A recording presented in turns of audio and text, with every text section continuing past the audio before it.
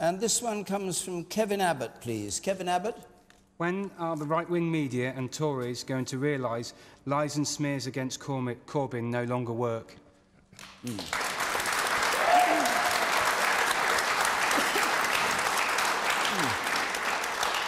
Ash Sarkar.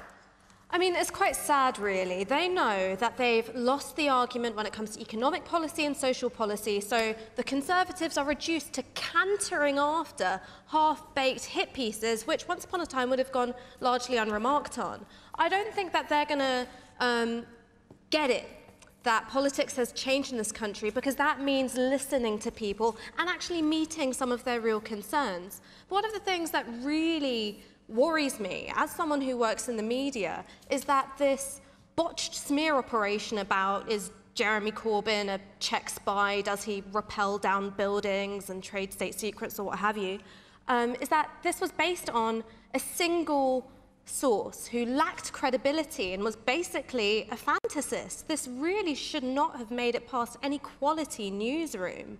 So I think one of the things that we need to make sure we're doing is, rather than frame this as how do we protect Corbyn from smears, is look at how do we make sure that our press is held to the very highest standards so it can effectively carry out its function of speaking truth to power and holding politicians to account. Okay.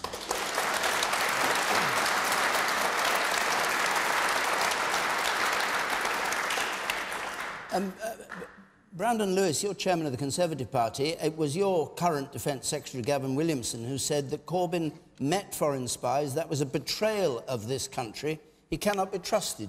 Do you agree with what Williamson said? Well, I think Gavin and others actually have raised the legitimate point about if you look actually over a long period of time, and I'm talking decades, about people that the leader of the Labour Party has met and spent time with and been involved with, I think it does actually raise legitimate questions. I'm slightly surprised, actually, if we look at Corbyn himself, why he hasn't just dealt with this and been transparent about what's happened and what he's done. I find that very odd. But coming to the point of the gentleman's sort of key question about the press, this is where the end part of what Ash was saying, I agree with. I think one of the absolute bedrocks of our society, of a free and open democracy, is having a free press. And what we do have in our press is, right across the press, is people who have opinions from different areas, different newspapers, different media outlets, and challenging us in the way you have done with your question, and others will later on today, as politicians, to be able to deal with that and answer that. And I think having a free press, and one of the things I found quite shocking was this kind of inference we saw yesterday from Labour, that if you ask difficult questions, I think the phrase was "change is coming," which kind of infers that you'll be shut down.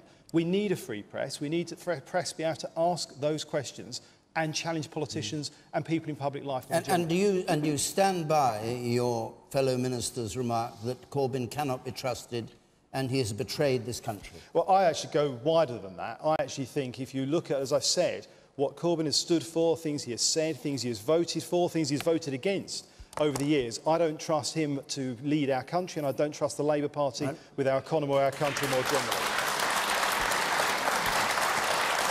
I'll come to you in a moment. John Prescott. Terrible statement he just made. Look, I've been 50 years in Parliament, and I have to say this is the dirtiest slur I've seen against any individual politician.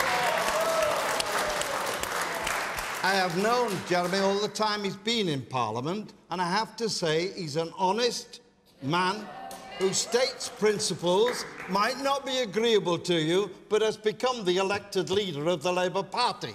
For them now to start saying things like he is a betrayer, that in fact he now has acted as a double agent and killed Philbitar, what annoys me most is that basically you, Brandon, was the one that came in office a couple of weeks ago, and I have the statement here, so it's not fake news, it's your statement, which says a new respect pledge for Tory candidates. And what it says here, Conservative candidates will be suspended if they insult rivals, the new party chairman says. Fine, that was a state. I was hopeful that might be so. But now you've got top people in the Tory party lined up with the lined up with the papers themselves, the right-wing papers, to say that he's a traitor, a double agent. This is unacceptable. Now, I want to say that your vice-chairman who you appointed, made these statements about him was selling British secrets to communist spies.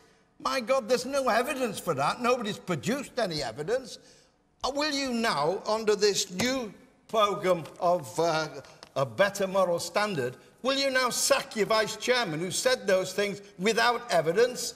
If you want to know, have a look. I want to reply to that. Yeah. Yes. No, absolutely.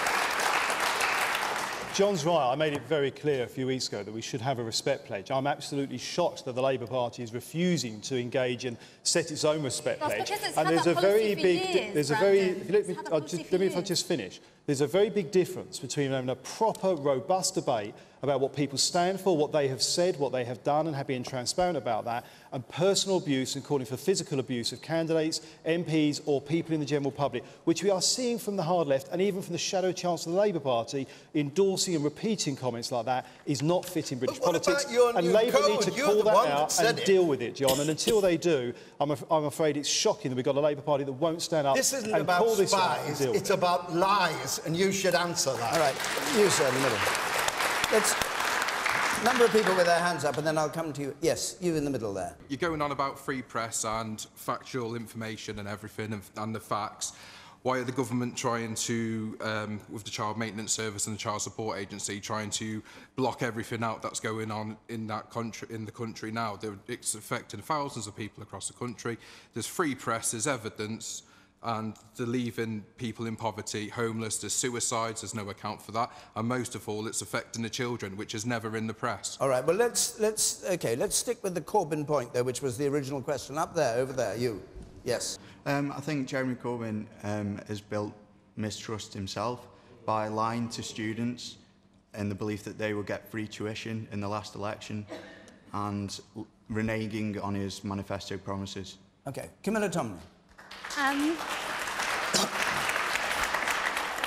I'm not sure Labour have got a leg to stand on respect when you have the Shadow Chancellor John McDonnell calling for Esther McVey to be lynched. That's not gentler, kinder politics.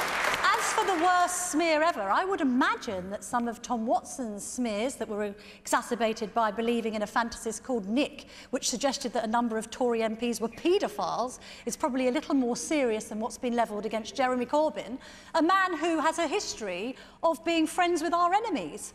If it had been a Tory MP who, files had been discovered, had been fraternising with a Czech spy, Czech diplomat, the Labour Party would have been all over it like a rash. It's absolutely hypocritical to suggest that you would have engaged in some sort of investigation. The press is perfectly entitled to investigate claims which appear to be in the public interest, as are Jeremy Corbyn's meetings with Irish paramilitaries, Jeremy Corbyn's meetings with Hamas, Jeremy Corbyn's meetings with Hezbollah. The list goes on. You know, at any given time, this man has got a pattern of behaviour of meeting with people that others wouldn't even contemplate sitting down at the table. OK. I'll come to you. Can I... It was a one-way conversation, John. Blimey, the Express. All right, Sunday Express. Blimey, old They're Labour. no different. Hey, blimey, momentum. Let me just go to Jurgen Mayer before I do... Momentum, you know you support them now, John. Just one correction to what you said. John McDonnell didn't actually ask for anybody to be lynched. He reported what had been said, which is slightly different. Hang on a minute. No, this is a legal point. I've made it. You made the legal point. He has appeared in speeches where he has suggested that, quote... Suggested, direct... not said. No, he said... direct action should be taken against Tories, wherever they are. Wherever they are, direct action. No, that's actually inciting violence and hatred. Democracy, Camilla, I hate to break it to you. No, I'm sorry. In a democratic society, what we do is we have meaningful debates. We don't go around making out that anyone with Tory ideas is scum. Let's have a and that's what momentum does. Let's... Hang on a second. Let's try and have a meaningful debate, which doesn't mean people telling each other they should be ashamed of each other at this stage of the programme. Jürgen. Well, what I definitely agree with is that we absolutely need to protect the free press and the freedom of speech. Hear, hear. And I do believe there is danger in just dismissing everything as fake news. However, having said that, I think there is also a point where we do need responsible news. And my view on this particular issue, and I know there has been some other issues that weren't in the question about meetings with some other, let's say, unsavoury characters of Hezbollah or whatever, but this particular issue, there doesn't seem to be a lot of legs in it. And what I would say, it probably is best we just sort of calm down. And what I would rather do is to judge a Jeremy Corbyn and a Prime Minister in terms of what the policies are now and what we're going to need to do going forward, rather than looking back 30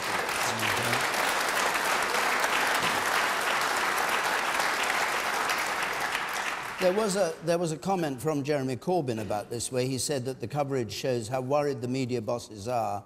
They're right to be. We've got news for the billionaire tax exile press barons. Change is coming. Does that worry you, if you're in favour of free press? Or do you think it would be a good idea if we didn't have our press owned by foreign billionaires or billionaires residing outside the UK?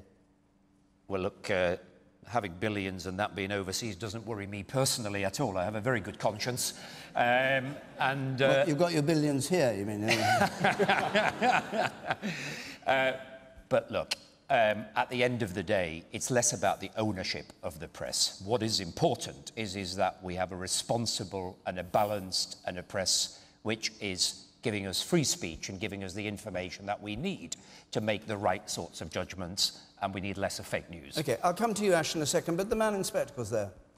Yeah, I didn't really know anything about the story, but I came across it on Facebook, and it made me look into it, and I saw the Jeremy Corbyn Facebook address. One of his basics within that was that the free press is an absolutely essential part of democracy and is to be protected. And even within your quote there, and Brandon Lewis is inferring it as well, is that Jeremy Corbyn is attacking free press. He is doing nothing of the sort. He is saying that a change is going to come because the people want something different. He's not saying an attack on free press. OK, and the woman up there.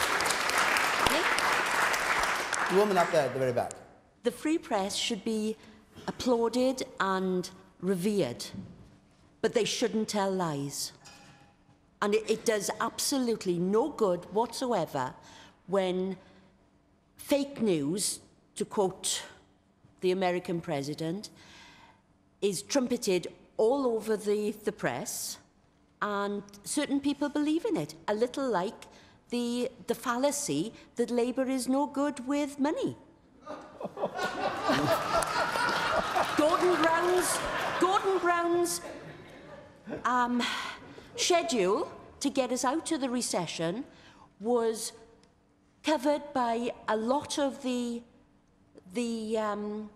other emerging countries. They got out of the recession many years before we did. If we had carried on with Gordon Brown's policy, we would have been out of the recession years ago. And we wouldn't be... OK, fine. We wouldn't be in the situation Wait, we're talking about the press. We're not going back. Otherwise, we'll have John Prescott arguing about what Gordon Brown did. We don't want to do that. We're on about the press here. I want to take a point about the press. You, sir, and then I'll come to you, Ash, and then we'll move on. Yes. I actually think Camilla's hit the nail on the head there. Thank you. With Jeremy Corbyn, whether this story is true or not, there is a bigger point here. And that's Corbyn is a potential Prime Minister. So I as a voter want to know more about our potential Prime Minister and what his views have been over the years, what his views are now, who he has met. I know his supporters don't think it's important, but for me as a voter, because he could be the Prime Minister next time, I think it's very important and very relevant. Ash. Ash, do you agree with what he's just said, that everything should be above board and shown in public and discussed? I agree entirely that transparency over policy is of prime importance in politics, and that's what we've been saying for ages, is let's talk policy and move away from these personal smears.